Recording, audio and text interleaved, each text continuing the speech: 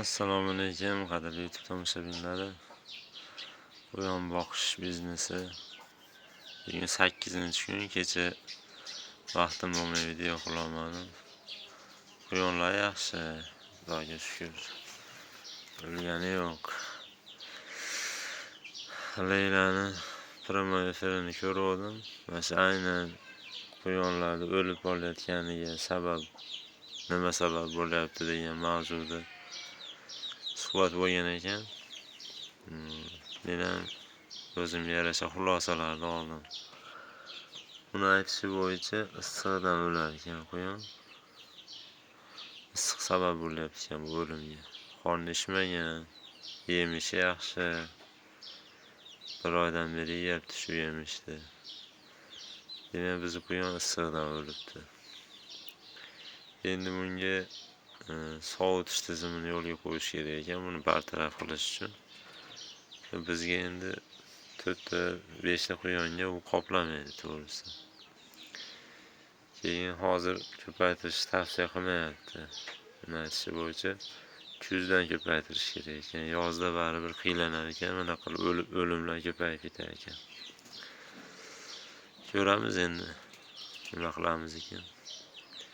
Endi bergan tavsiyalarning ichida bitta nimasi bizi sharoitga to'g'ri keladigani, baklashkaga suvni to'ldirib, morozinlikda muzlatib olinar ekanda, baklashkani quyonni katagiga solib qo'yilar ekan. So'yganda shu baklashkani yonida yotib, sovuqlikdan o'ziga chiqarar ekan. Xullas o'zini o'zi sovutar ekan baklashkada muzda. Endi shuna qilib asraymiz. Ko'paytirib olsak, keyin biz ham gofra qo'yishimiz mumkin. Gofrani bilsanglar kerak, hamma sovutish tizimi. Inshaalloh bir yil ko'paytirib olsak, yana yerdan shunaqa xona mashinani iste'mollaymiz.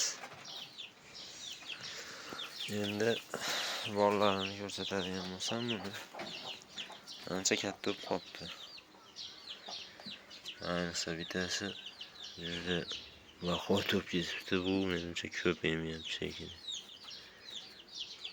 Qaraydi, katta bo'lib ketgan. Kelsa 3 ta qoldi, lekin yaxshi katta bo'lyapti bular.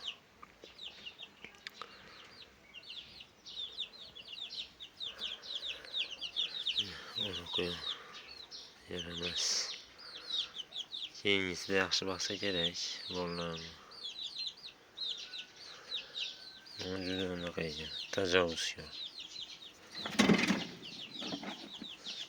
Ozmabdi, ozibdimikin dedim. Yaxshi.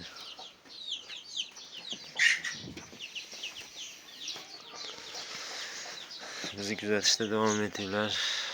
Inshaalloh faqat quyon emas, qora tovuq jo'jalarni ko'paytirishga harakat qilyapman. Bularni ham boshlaganman. Birovlarga donini bersa-chi, zo'r katta bo'lar ekan mana shu oddiy jo'jalarga. Narigi chekada yurgan jo'jalar, qarang, tojlari qizarib, dadalda, patlari ham tinolashib ketdi. Shunaqa katta qilish kerak ekan. Mana endi yotibdi. 24 ta tuxum bostirsam ko'plik qilibdi. Tashqariga chiqib qolayotgan ekan, 4 tasini olib qo'ydim. 20 ta tuxum bosib yotibdi. Qora tovuqni tuxumidan bostirib qo'ydim. Qora shahzodani. Juda katta tovuqlar ekan. Xudo xolasa bu ham ochadi. Shundan ko'paytirishni boshlaymiz inshaalloh. Bizni kuzatishda davom etinglar. Like, kommentariy yozishni unutmanglar. Kanalimizni qo'llab-quvvatlab turinglar. Rahmat hammaga. Sog' bo'linglar, salomat bo'linglar.